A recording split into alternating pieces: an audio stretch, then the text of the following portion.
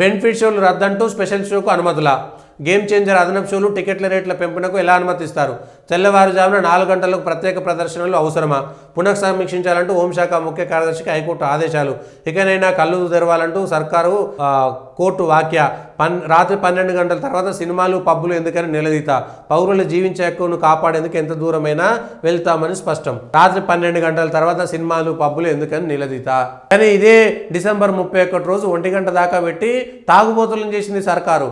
ఆ రోజే ప్రభుత్వం విషయంలో సుమోటోగా కోర్టు జోక్యం చేసుకోవాల్సింది. కేవలం ఆదాయ వనరులను మాత్రమే చూస్తున్నారు. ప్రజల యొక్క ఆదాయాలు, ప్రజలను ప్రజలే చచ్చిపోతుంటే ప్రజలకే అక్కర్లేనప్పుడు నీ ఆదాయం ఎందుకు? ఆదాయ వనరులు ఎందుకు? ప్రజల కోసమే కదా, మౌలిక వస్తువులు కల్పించడం కోసమే కదా. ప్రతి అవసరం, ప్రాథమిక అవసరాలేంటి, మాధ్యమిక అవసరాలేంటి, ఆ తర్వాత అవసరాలేంటి అనేటువంటి విషయాలను గుర్తించడంలో వైఫల్యం చెందుతున్నాయా మన ప్రభుత్వాలు?